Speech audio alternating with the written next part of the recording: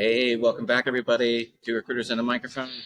I'm your co-host, Pete Cochran. I'm here with Israel Swanson. How Hello. you doing, Israel? Yeah. And we actually have a very special guest today. We're actually talking to our good friend, Angela Alberty. How you doing, Angela? Hey, guys. So excited and happy to be here. After several iterations of our calendar, the calendaring gods came together so that we could record this session today. They did. I think we were on a record. Yeah, Dennis doesn't have anything on us, you know? It's totally, has nothing to do with us. But yeah, we're at least 4 or 5 iterations to finally get this on the books. So we're super excited about having you and finally connecting. But yeah, Angela, so first off, a couple different things we kind of want to go through today. We really want to just talk about your backstory, get to know, Angela, and let our audience get to know you a little bit more. And then also, I'm really curious about talking about the tail end about some disruption that you feel that's happening in the HR space, what's exciting you about what's going on, and just really the future of work, right? So anyways, just kick it off. Angela, where are you originally from? Oh, well, awesome. Thank you, Pete. And thanks again to you and Israel for having me on the podcast. Really excited to be here. I hail from Houston, Texas. I'm a native Texan, as they say. I think I consider myself more Texan than American most days. That's kind of how we roll. If you haven't ever spoken to a Texan before. I grew up. Also the same. Yes, they all. I've got family in Houston. So really? the concrete jungle. It's like the most concrete I've ever seen in my life. Just roads and more roads, and just crazy. If anyone wants to ever find out what a 40-lane highway looks like, come to Houston, and I've got you covered. Yeah, it definitely is a concrete jungle that takes, probably about an hour to go from one side to the other, just any way you look at it directionally on the map. I grew up on the west side, lower income background. My mom is from Central America. My father is American. So it's pretty cool to actually be and live and be a part of as a product of your community, as you could say. But my background has really entirely, I don't know how the hell I got into this space, but it's always been around the workforce. That's how we all are. We have no idea. We don't go to college for HR. Y'all haven't interviewed anyone that's like, hey, I wanted to be in recruiting since I was 4 years old? No, not at all. Yeah, well, kind of the same story on my side. I grew up going to the University of Houston. I graduated from there, and one of my first roles out of school was with actually one of the, I guess you could call it pioneers in the domestic employer record space. They got their start in the early 90s. And I got right out of school thinking I wanted to bust my ass and be a field reporter for some TV stations down here in Southeast Texas. And I realized as a kid with a lot of student loan debt and a lot of bills and never really any type of support, which I'm grateful for at the end of the day, but I had to start hustling. So I got into corporate America. And as you guys know, recruiting and staffing has a very broad opening and welcoming for those that don't have very much experience. I think if you can please a lot of people, you can communicate effectively, you are a great candidate for staffing and recruiting. So that was kind of my entry point. The interesting part of that, though, is I was on the back office side of it. So I was always, from the time that I graduated from the University of Houston, on the operational competencies that you need to run a fluidly and compliantly running workforce week over week. So I got my start there and then quickly went up to, different roles. I was administering payroll. I was working on the marketing side. I actually did a lot of contract underwriting. So looking at all the monster behemoth of 87-page, supplier engagement agreements is really kind of where I geek out on. So that's super strange, I know. But that's where I got my start. We don't really interview a lot of people that actually geek out on that. So. Yeah. I mean, it's interesting because that's really where you start to find out what level of customization each, unique business development opportunity is going to acquire. So if you understand how intrinsic that piece of paper is and how really, how many layers of auditing you need to have through the life cycle of the worker, I think you're on the right track. And then a little company by the name of People 2.0 came in and acquired that. Small EOR. no major player in the e-work space. Yeah, one of the largest global employer of record platforms, and that's really where I got my, I guess I got my wings. I'm very grateful for a lot of the different roles that I had within there, and a lot of the different mentors that showed me the ropes and really just broadened our perspective. We went through this globalization strategy that we were able to help develop, and a lot of the different audience profiles and segmentations that we were curating. One of the people at People 2.0 came into my office one day and he's like, I think I want to put you in business development. And I was like, talk to my husband like that way, like on the way home that afternoon. And I was like, está loco. How am I ever going to be selling this stuff? Like to my, and he was like, just give it a try. Went into business development, did very well, became the VP of North America for the recruiting and staffing division of a global employer, billion-dollar company by the time I was 30. So clearly I thought I knew it all, right? I thought I had life figured out, but I didn't. And I was humbled. How was that selling to the staff? Oh, you remember, like, because we actually, Israel and I have a good friend that actually is now just got promoted for a staffing company that actually uses people to as their back office. Yeah. So was that interesting selling to them? Like, how did you? Was it like a totally different sell as opposed to selling straight to the client? Oh, it's a totally different sell. Oh yeah. I almost think of it very B2C than B2B. It's almost transactional in a way. Right. You can walk away from a week and have multiple, like if you classify your win as a signed commercial, have multiple commercials signed off on. You're dealing with usually small to medium-sized business owners that have been a part of these larger staffing conglomerate, very bureaucratic, agencies, golden handcuffs for many, many years. They can sell they can sell ice to an Eskimo, but when it comes to like back office and compliance, it's just a different story. So I think what a benefit of also just going in and selling to an audience is that I had been into so many different parts of like the life cycle management of contract labor. So going in as a SME certainly helped speak to that audience. What was the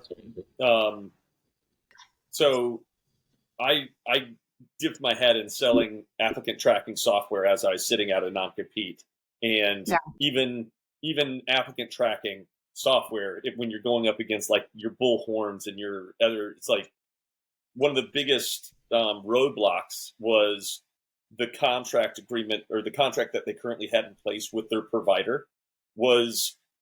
Did you run into that?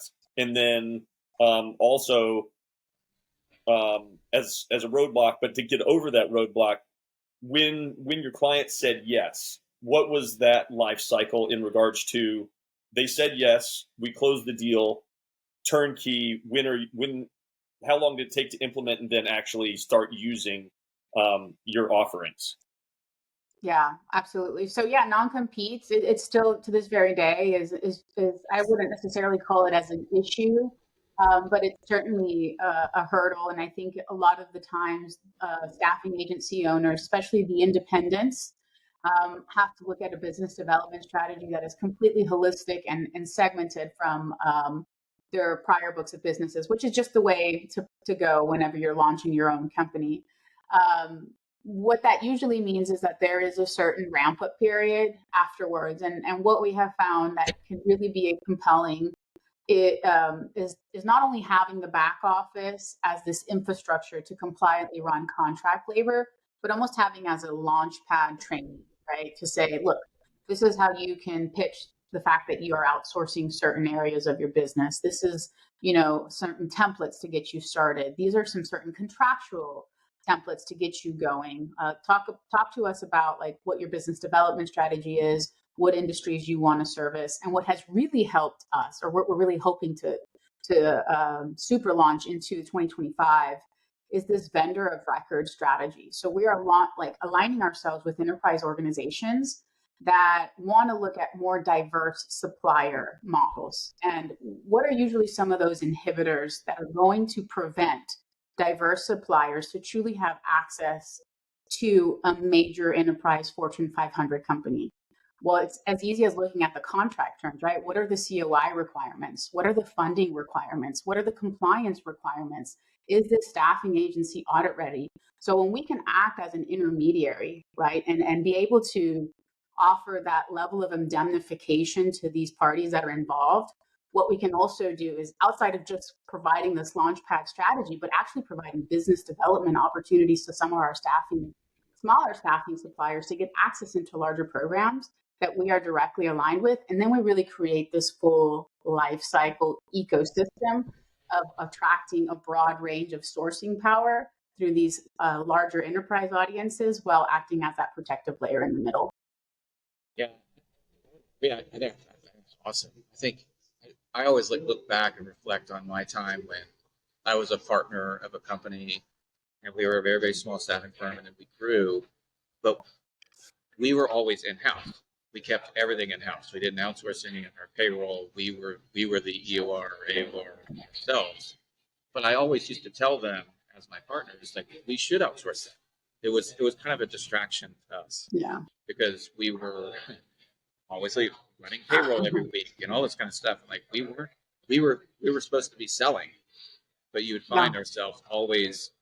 And so it's really interesting. So did you find, and nowadays, and I do remember this too, and I was even at Notice, there were so many of these companies like factoring through loans, refactoring. It was a horrible thing. Yeah. Nowadays, it's so much easier for an independent recruiter to just have someone like mybasePay or something like that, or People 2.0 to handle all the back office, which I found is really kind of an interesting thing that's going on in the industry right now. Because it used to be really, really difficult. I remember it being really difficult. I think it still is. I think it's probably broadening on the terms of difficulty, because one of the learning curves that we have with the people that we speak with is as quickly as the world of work is accelerating, so are the regulatory bodies that are governing how to compliantly run through these contract and labor circles that you want to actually have as your revenue model. So it absolutely is evolving on so many different circles. And now you think about like the positioning of a staffing agency owner and what that looked like 5 to 7 years ago, right? There's a lot of different things that are coming to bat. There's direct sourcing strategies that your clients are looking to adopt. There's AI and automation techniques that, those same enterprise organizations are looking to apply to their talent and curation strategies. There's also globalization at its peak, right? I mean, there is going to be this expectancy to have talent pools. And what's amazing is that as a small staffing agency, you can set up nearshore and offshore now through these outsourced models. And I love this. Like I was reading through. Amazing, because 5 years ago, we would not be able to do that at all. Like, no way. It was truly like foreign. And I think it's hard pressed not to like mention Caesar in this aspect, because he'll tell you about like a failed. Caesar Jimenez is our CEO at mybasePay and the greatest mentor I've ever had, hands down. And he'll tell you about how much time can be sucked away in the back office. And as any business owner, those initial 3 to 5 years, 90% of your time, which is something I have struggled with too, needs to be focused on business development, go-to-market strategies, and the actual execution of your book. So yeah, that's part of it. Well, so speaking of Caesar, and obviously I would agree, love Caesar. Talk to me about like when you're leaving People 2.0, you're going to MyBase. How did that happen? Like, how did you get to know Caesar, and just walk through that story? Yeah. So Caesar is actually somebody that I met at a conference, as we tend to do in this industry. Yes. Absolutely.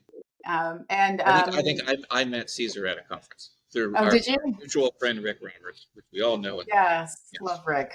One of my favorite Texans, and that's a bold statement, I would say. He is a Texan. Big time. He's the West Texas. He's got the best. He has the best accent, hands down. Yes.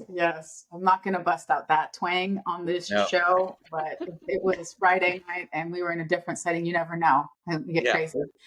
We would all do it. It'd be great. Yes. The Rick Roberts. Love you, Rick. No, I met Caesar about 8 years ago, 7 or 8 years ago, at a show. I was with People 2.0. Obviously, he was a staffing agency owner, and we maintained contact for a long time. Admittingly, that was somebody that I had on my radar for a while. But So was a pro source? Was he using People 2.0 then? No, Oh, he he was wasn't. not. Okay. No, but that was definitely as a business development person. Right. Yeah, that's what you wanted. But I guess right at the end of 2020, I kind of went through this personal hiatus. I like I said, I was a younger kid. I was in my 30s, probably 31. Just had a baby, wanted to go for another baby. Really finding the push and pull of managing 7 to 8 folks that didn't have a background in staffing. So you're like, this is an MFP and this is a markup, right? Most of your days. And then really just, I guess, struggling. So I kind of went on this Central American journey to my roots for about 6 weeks. And I came back and I was like, you know what? I'm going to throw in the towel. People 2.0 was wonderful. And I'm very grateful for that experience. But I wanted to try to be a mom, a stay-at-home mom for a while.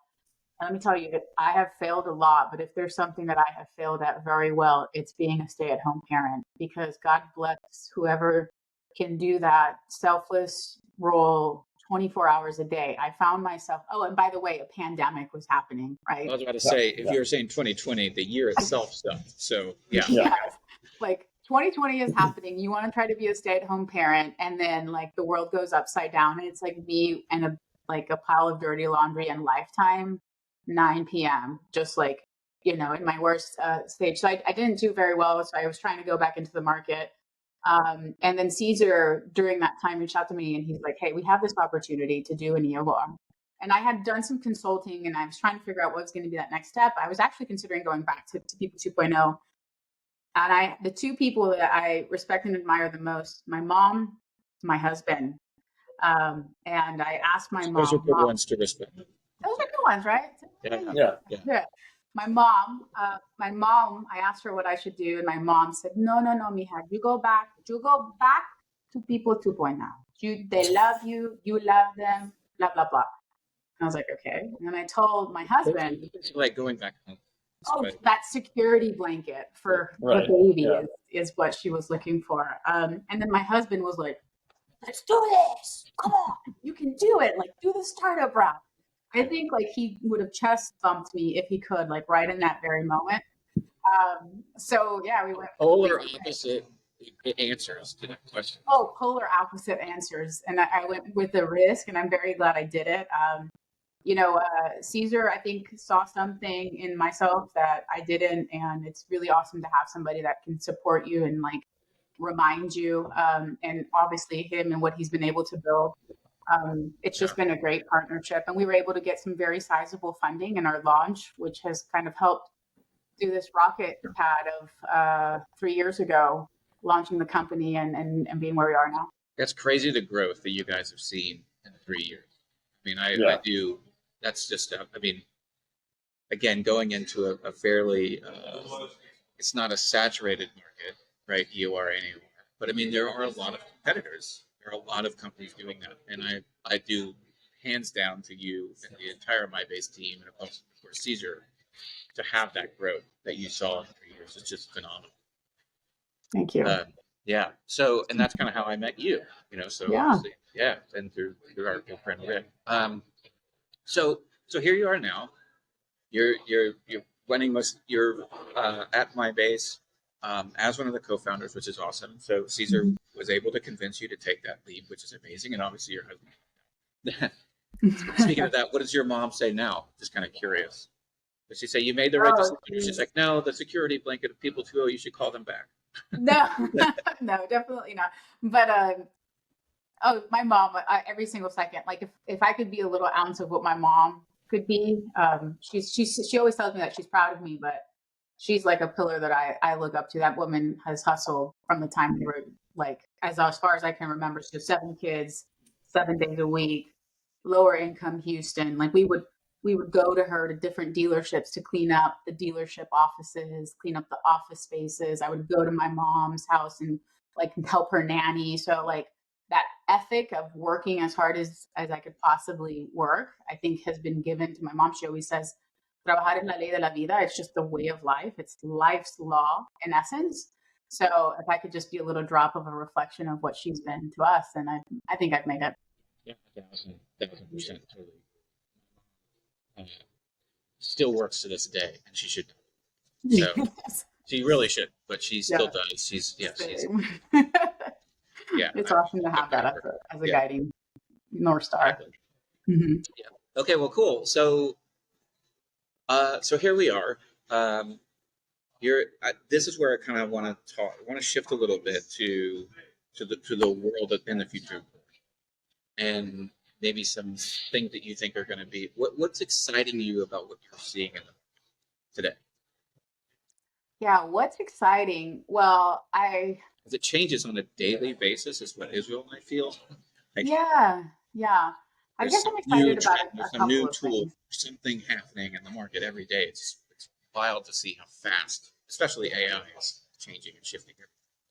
That's exactly where I was going to go, and not to like beat a dead horse or anything, but what AI and machine learning can actually do to the life cycle and the actual experience for contract labor segments is really exciting. And I think that as cheesy as this can sound, we're at the dawn of a very new era of how we can actually integrate AI and machine learning to integral like HR functions from the time that these workers get onboarded to their satisfaction of their role afterwards.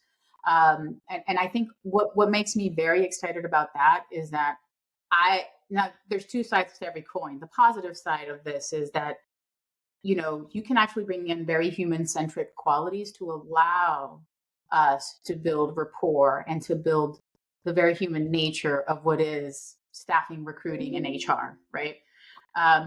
The other side of that coin is that, you know, it can be, gosh, I guess absorbing so many administrative tasks that maybe that human-centric quality is at a risk. But I'm super excited to see what AI and machine learning can do. I'm also, you know, I know this is like very 2020 of me to say, but hybrid working models, I feel like we're at the crux of, okay, we have a lot of work from home. I'm recording this right now from my home office in Houston. But I do think that we're at like a hybrid centric capability, right? So we're looking at working in togetherness in person for strategic initiatives and being able to work from home from that operational competency that you have to handle every single day. So actually seeing that come to fruition. And really what that means to globalization and having a compliant partner that can enable you to actually have a truly remote working or hybrid team is probably really exciting. And not to get political, but, you know, we have a completely new presidential election coming up ahead, and not an election, but an actual new presidential administration at the end of January. Yep. So I do think that there are going to be very strong indicators that there's going to be an increase in contract and contingent labor segments. With some of the regulatory oversight that we were initially looking at as a potential issue or an area to overcome to maybe be alleviated. So there's a lot of signs that are pointing to potentially some industries getting a lot of money and projects being poured into, and with less of a red tape over the administration of the compliant practice for these labor segments. So I think that there's some positivity in what this new administration can do when it comes to a potential increase in the contract and contingent labor. Those are my three, I guess, most excited areas right now on this day in early December 2024. I would agree with all three of those. We can talk one by one. So within AI, and Israel and I would both totally agree that has shifted a lot of things. And I really do think you said we're at the dawn of it. We're definitely at the tip of the iceberg. We're not even seeing, even when I had a chance to see Paradox 3 or 4 years ago with conversation with AI and how they took over their career pages, I thought that was completely revolutionary, right? Yeah. But now that's common. It's everywhere. So now it's just becoming so. That's just more like that's just like a base of it. Are there tools that you've seen within the AI space that have excited you? Companies that have excited you? Oh, they're doing some really, really great stuff, or I can't wait to see what they do next. Yeah. Oh man. Phew. Uh, every single spectrum of what I have can think of has a new AI tool that's being associated with it. There I'm not are doing that AI particular. tools. Yeah, I think they're specified like AI tools for the actual underwriting of contracts and reviewing contract terms and understanding the scope of risk. So think about this from a life cycle perspective, right? Blue Jay is one of them, right? Then there's actual ones that can help administer the RFP and RFI process of bidding on projects. There is obviously Chat GPT and all of the ones that we use that's going to literally replace Google. Like at some point, like we are going to go to these, massive AI tools and lean on them just for the everyday thing, like anything you're curious about. I've seen some AI tools. Gosh, I'm drawing a blank on what the name of it is, but I actually utilized it when it came to creating pitch decks and presentation decks Yeah, on utilizing AI. As Gamma is another one, right? And then you talk about how that actually can be embedded into the onboarding experience of the very workers that you're bringing on to meet these customizations that you have from so many different layers, whether it's like local and regulatory aspects, the very end client that you're servicing, the type of worker it is in the country that it's being designated to work in, how all of that can be converged into the actual experience of the worker through the onboarding process is happening. And then, of course, the after onboarding process, the offboarding process, were they satisfied with their role? If they weren't, how can we escalate that to the appropriate parties? So it really is endless when it comes to how many tools in every single part of the life cycle we can actually embed AI or some form of machine learning into the furthered, like, I guess, maturity of that process. I was at a lunch on Friday, and I was sitting next to a really good friend of mine, a guy who's I'm going to name drop him here, Darren Bounds, who Mm-hmm. started a company called Freezy, and now he's getting ready to launch another product. And he said a very interesting thing about AI to me too. Is he said that within the last 6 months, 90%, it's a crazy statistic, 90% of all Y Combinator investments are within AI. Oh yeah. 90%. Yeah. That's just insane. So that's where all the money's going. So if you think about all the companies that are going to be coming out of Y Combinator in the next, say, year, all these different things are all addressing AI in some kind of shape. So Yeah. we're literally just we're at the tip of the iceberg. So that's awesome. Going into the second one, I totally agree. I think 2020 and the pandemic opened up so many ways where we can actually. It. I was always like I was very used to working remote. When we were doing HashRocket back in 2009, we had a lot of remote work. We were working with people all over Europe and all over the world. So I do agree that now here we are where they can really work from anywhere. So talk to me a little bit about that, like from a compliance standpoint and with MyBase, it just feels like a lot easier for you to be able to do that. Like in LATAM specifically, because I remember when I was working with you guys before, I worked a little bit with nearshore, but nearshore is really starting to take off now. Yeah. Yeah. It is. It is. I'm actually on the other side of the spectrum. My happy butt would sit in traffic for 3 8 hours a day, going to an office for the majority of what has been my career. So this whole work Welcome. from home thing. Yeah, yeah. Well, yeah, in Houston, right? And it was only like really a 20-minute drive, but with traffic. But um, the hybrid and work from home thing didn't really hit me until 2020, right? Like so many other people in the world. So I, I think that a lot of the time, when you're looking at what are effective hybrid and remote strategies, you're going to have to think through. It's obviously, and I don't want to be the compliance police, but there is, geographic pools where you're going to have different compliance policies on how to properly oversee workers within that overall regulatory government body, right? So looking at what compliance factors it takes to either contract somebody as an independent contractor in that locality or as an employee, W-2 equivalent in that locality, and applying some of that to the policies, right? That you want to create in a hybrid and remote working infrastructure. For us, it was critically important to understand, we have a lot of talent bodies throughout Latin America, and it's like it's a different world down there when it comes to it's very socioeconomic. So a lot of protective layers over the employees, a lot of holidays, a lot of vacation time.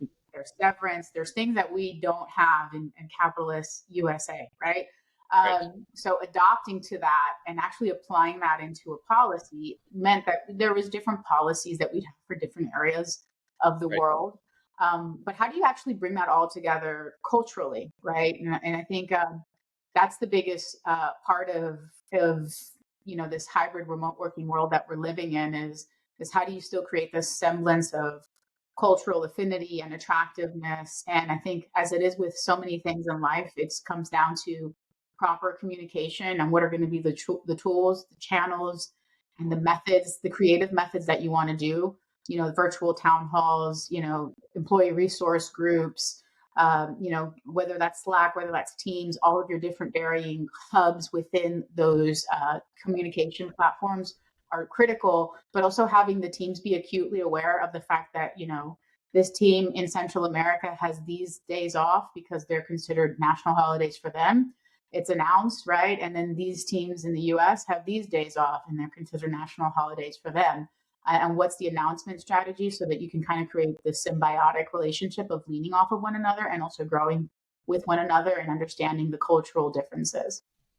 What are some of the, I totally agree, because I think, as you said earlier, when the pandemic happened, I would argue a huge percentage, if not over half, did not have a background at all, didn't have a work. Yeah.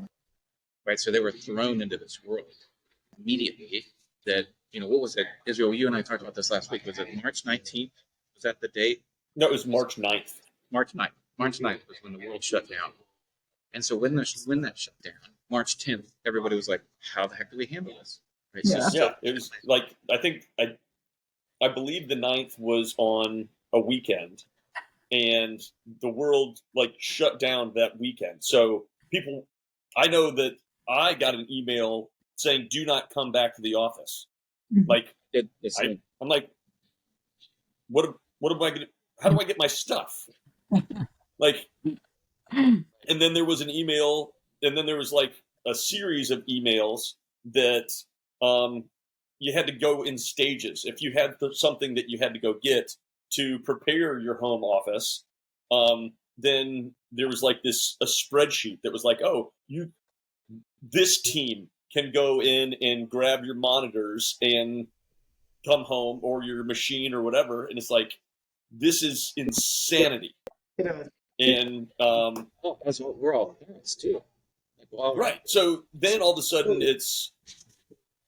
you're trying to do this job and your children's schools shut down. And I had two boys during 2020, I guess they would have both been in third grade. So now I have two third graders sitting on a Zoom call that no one even knew what single dad, two third graders, and working from home. It was an absolute nightmare. And then I was having to schedule around when the boys were using, they were in class and they had to be on a Zoom call. And I then had to work my calls around to where they're not interacting with, and I had 3 different stations at my house, and it was upside down. Yeah, it really was. It was insane. Yeah. Even as a mom, what was that like? You just had a baby, so it's just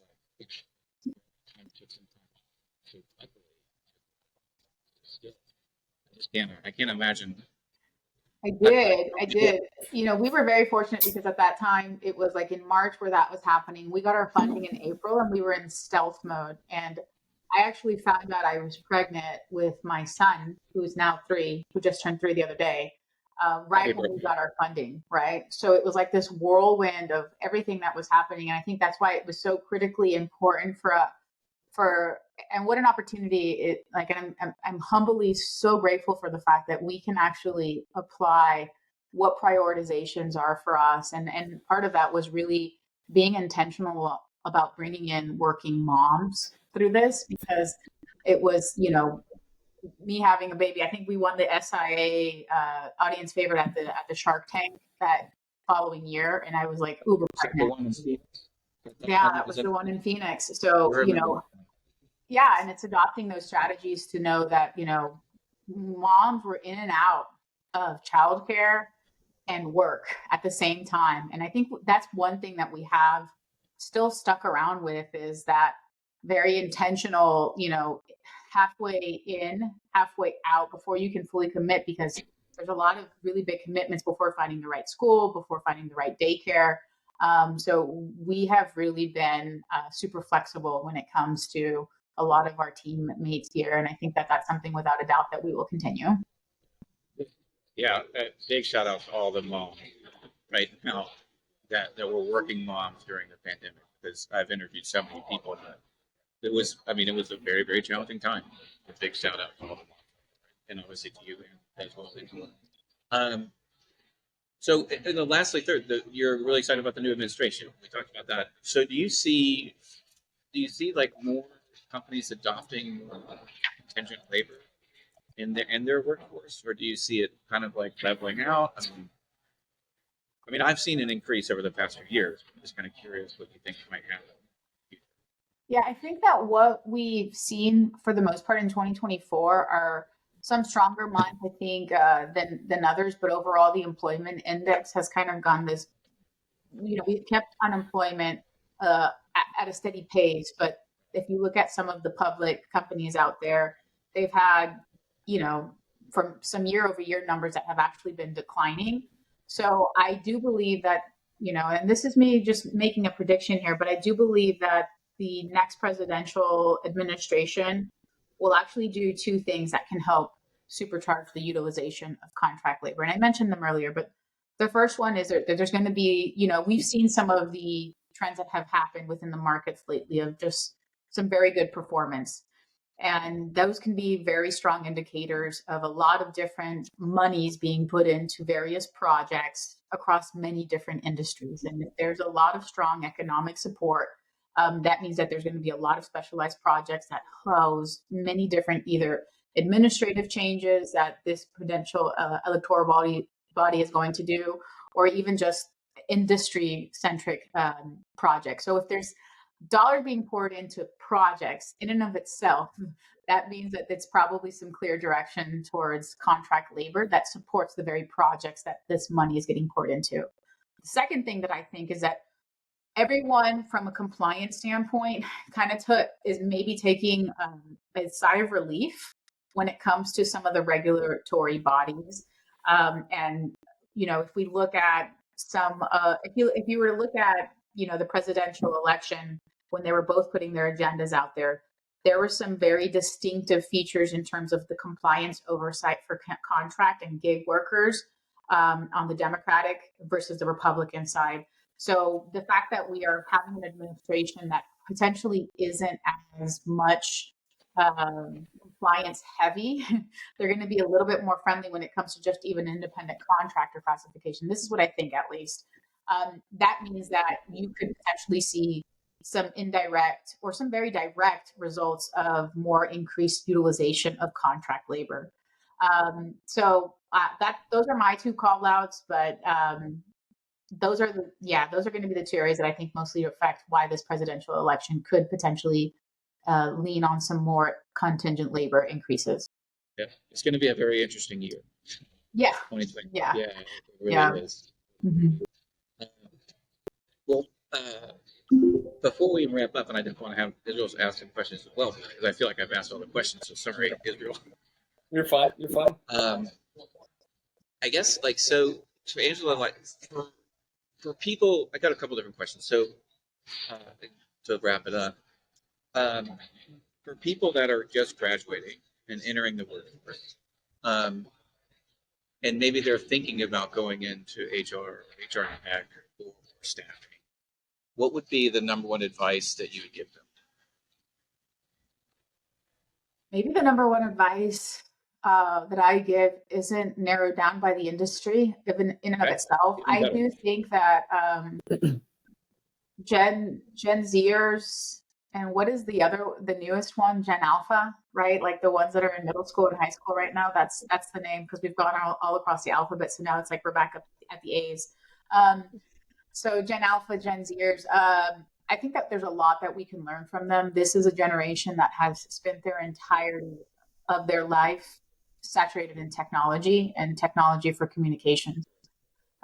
So there's a lot that we can learn in from a generation like that. To the other side of the coin, though, I do feel that because there are going to be so many different AI utilization tools and what are going to be the industries, or how can you find your niche within the specific particular technological advancement of whatever it is, right? Whatever, if that's HR, if that's recruitment, if that is something around the compliance sector, there is something that can not be overstated enough about being an effective communicator.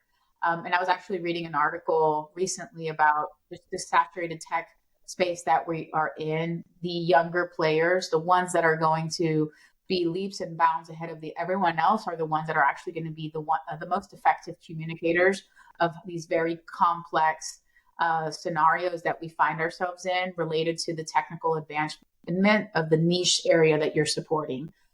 So I would say focus on effective communication over complex subject matter, and poof, you are light years ahead of some of the peers that are within your space that has just been saturated over, text and short form communications. My opinion, at least. Yeah, no, 1,000% agree. Israel, I'm going to hand it over to you. I'm sorry, I do really feel bad. No. I know that y'all have had a longer relationship than me. This is the first time I've met you, so pleasure talking with you. Yeah, I guess the question that I would have, because mybasePay is fairly young in regards to how long it's been around. So because you kind of launched after COVID, right? So what was the biggest differentiator in mybasePay? And yes, it was a startup and you were part of it and all that. So that's going to add a lot of extra pepper on the steak versus coming from a global monster. But in regards to just the nitty-gritty details in the HR process, from that huge monster that you were at to then moving to a very much something that you were part of building, what were the main things that you learned from the huge giant that were like, I'm going to use some of that, but it is going to be so much different because these are the things that I know that we do need to add, and these are the things that I absolutely don't want to touch, because also you were experiencing the technological advancements of just life, right? Yeah. So what are the things that you're like, okay, we can scrap all of this because we learned from COVID in what we need and what we don't need. And does that make sense? Oh, perfect sense. And by the way, you have an amazing podcast voice, Israel. Oof. Oh, thank you. Narrate He does. 3 times. All right. So what were some of those things? I think far and away, and I lean back on our CEO, Caesar, for this, who just brings a plethora of industry experience, especially within the staffing and contract labor space. Number one, we advocate for the worker. And I realize how cheesy that can sound, especially from a new up and coming startup. But the advocacy is when the worker wins, everyone else wins, either indirectly or directly. So we really ramped up the benefits. Like our benefits can go toe to toe with a corporate organization. We have standardized paid time off. We have major medical options, standardized paid time off for everyone, right? Including those that are sitting in Texas versus where it's mandated in California. That is critically important for us because those type of benefits can imply indirect savings, almost incalculable savings. How do you really put a measure in through showing that this is actually something that can lead to better retention, better productivity, and better loyalty is really what we're all about. So we really prioritize advocating for the worker, and also I can't believe we're kind of old fashioned. We really believe in doing this and picking up the phone and calling folks, so that we can ensure that we are actually bringing folks across through the platform and answering as many questions. So what are going to be those automated processes and that technology infrastructure that allows our team to not focus on administratively monotonous tasks, but to be actually able to pick up the phone and build and develop rapport across the various audiences that we service, which are workers, agencies, enterprises, in clients, all throughout that is what we're truly all about. So I think that's what we've prioritized from day one, and we will continue to, make a priority for us moving forward. Okay. So I guess that also ties in back to AI and machine learning, and that having a major effect on just multiple industries, but in particular in this space, what I love that's been happening utilizing AI and machine learning is all the monotonous tasks that you would have had to do that kept you off the phone from learning who your client was. Now it's freeing up more time to then understand that, oh, this is where we need to spend our time, instead of me looking over all these contracts and all the minutia of this, that, the others. And it's let computers do that for us. Yep. Why now we can engage in human behavior. And I think it goes outside of even working.